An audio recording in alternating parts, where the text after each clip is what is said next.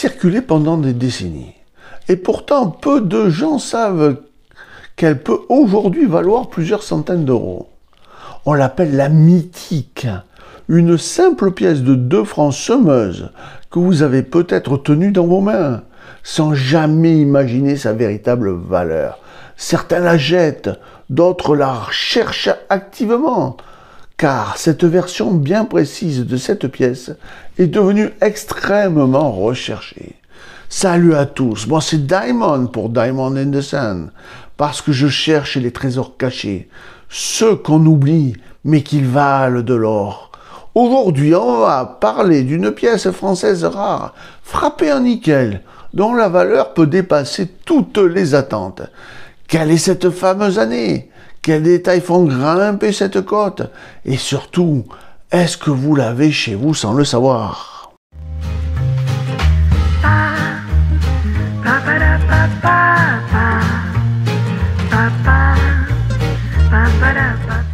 Alors, quelle est cette fameuse pièce?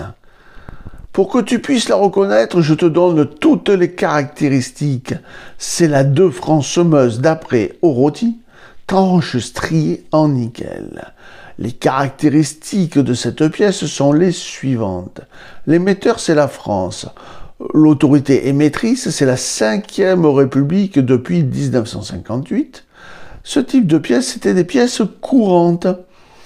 Ces dates se sont étalonnées de 1977 jusqu'en 2001.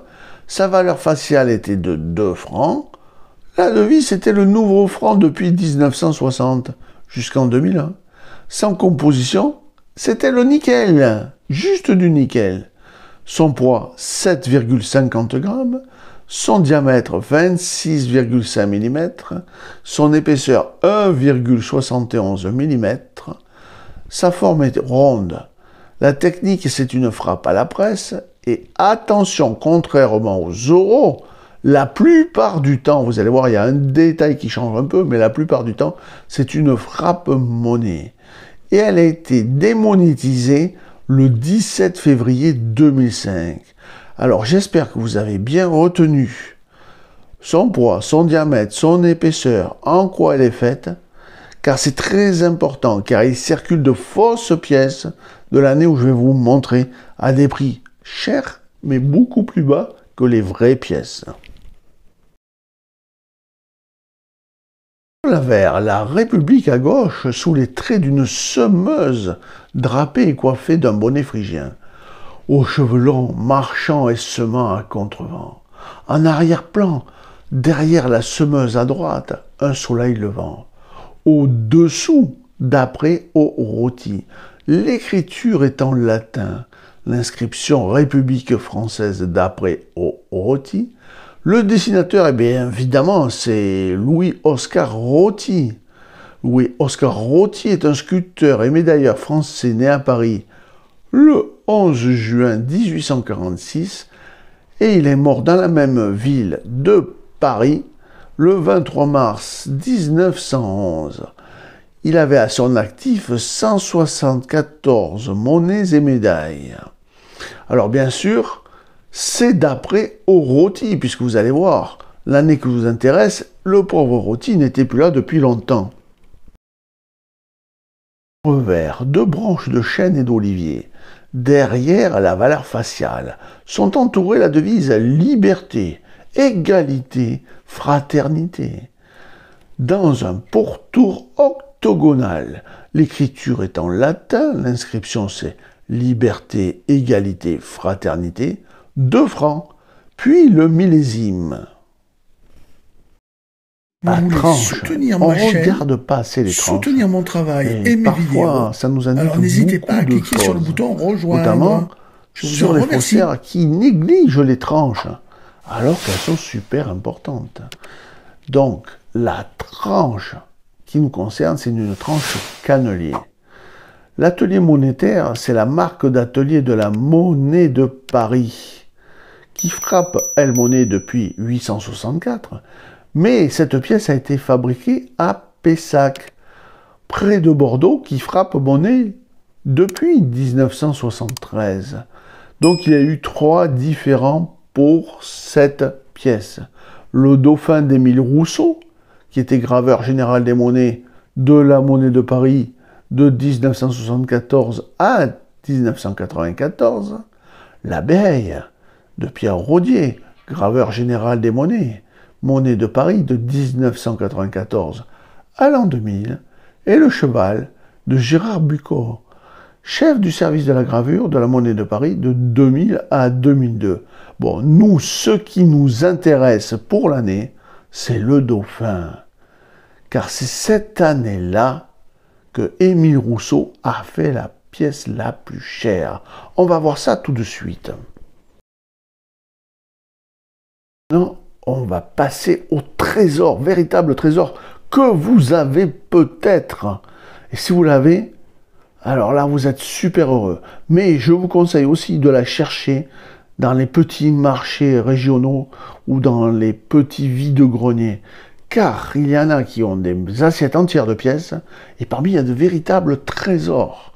Donc, ce qu'il faudra chercher pour cette pièce spécialement, c'est l'année 1991, avec 2 tirages.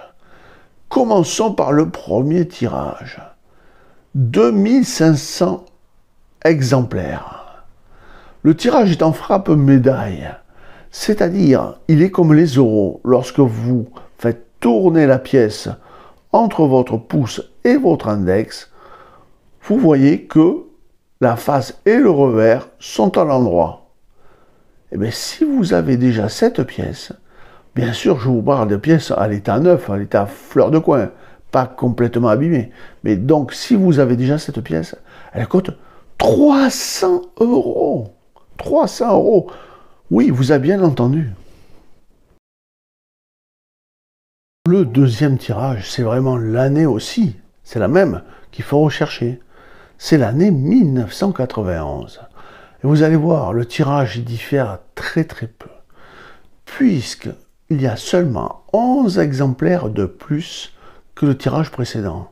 2511 exemplaires. Mais attention, là on n'est plus en frappe médaille comme pour les euros, on est en frappe monnaie. C'est-à-dire lorsque vous tournez comme sur la photo que je vous montre, la pièce entre votre pouce et votre index, une face sera droite, l'autre sera à l'envers. C'est la frappe monnaie.